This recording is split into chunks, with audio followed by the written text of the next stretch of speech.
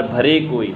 देखा जाए तो बैंकों को खतरा ऐसे लोगों से ही है जो लाखों करोड़ रुपए का कर्ज दबाए बैठे हैं और इनमें से कई तो चकमा देकर फरार हो गए। करे कोई और भरे कोई, इस कहावत को हम भारतीय बैंकिंग प्रणाली में चरितार्थ होते देख सकते हैं। रिजर्व बैंक के लुंज-पुंज रवैये का लाभ उठाकर कुछ अधिकारियों की मिलीभगत से बैंकों को चपत लगाकर भागा तो कोई और, पर अब बैंकों को डूबने से बचाने के लिए नियम कानूनों में रोज नए नए बदलाव कर कमज़ोर आर्थिक आधार वाले लोगों के लिए मुश्किलें खड़ी की जा रही है। ताज़ा मामला कई सरकारी बैंकों द्वारा ब्याज दरों को क्रेडिट रेटिंग से जोड़ने का है। यह बात सामने आई है कि रिजर्व बैंक द्वारा तय किए गए मानदंडों को पूरा करने के लिए bank of Baroda, union bank of India और सिंडिकेट बैंक ने क्रेडिट रेटिंग के आधार पर ग्राहकों का वर्गीकरण किया है।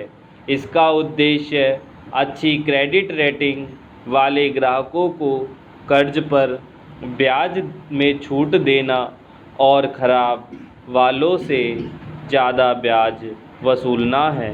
क्रेडिट रेटिंग बाहरी एजेंसी तय करती है, लेकिन स्टेट बैंक ऑफ इंडिया ग्राहकों का यह वर्गीकरण अपने स्तर पर करता है। अब तक कर्ज मंजूरी के लिए क्रेडिट रेटिंग को आधार माना जाता रहा है। बैंक किसी आधार पर कर्ज देने या न देना तय करते हैं।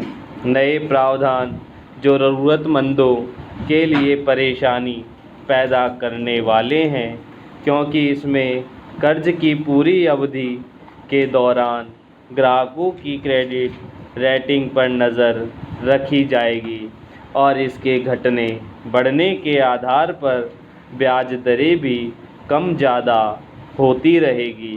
ब्याज में 1% की बढ़ोतरी भी लाखों रुपए का बोझ बढ़ाने वाली हो सकती है। यह कोई छिपा हुआ सच नहीं है कि मध्यम वर्गीय के बैंक खाते में ज़्यादा रकम लंबे समय तक नहीं रह पाती। वह छोटी छोटी ज़रूरतों के लिए कर्ज पर निर्भर रहता है।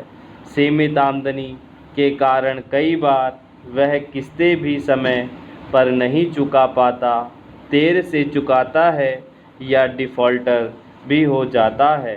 हालांकि जानबूझकर वह ऐसा नहीं करता।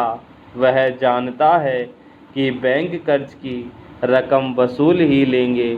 घर और वाहन जैसी बुनियादी ज़रूरतों के लिए भी कर्ज के भरोसे रहने वाले व्यक्ति के लिए बैंक सहारे की तरह होता है। यह अलग है कि उसका क्रेडिट स्कोर अच्छा नहीं रह पाता। वही जानबूझकर बैंकों के कर्ज डकारने वाले भी हैं।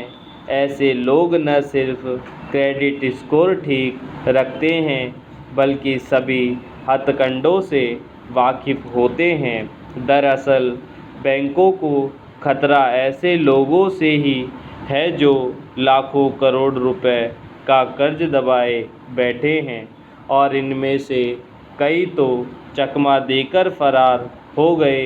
अर्थव्यवस्था में भावनाओं का महत्व नहीं होता और गड़बड़ियों का क्रूर खमियाजा सबको भुगतना पड़ता है। हालांकि ऐसे मौके पर कमज़ोर को राहत देने के लिए ही कल्याणकारी राष्ट्र की परिकल्पना की गई है, लेकिन सरकारी बैंक बेपरवाह नज़र आते हैं।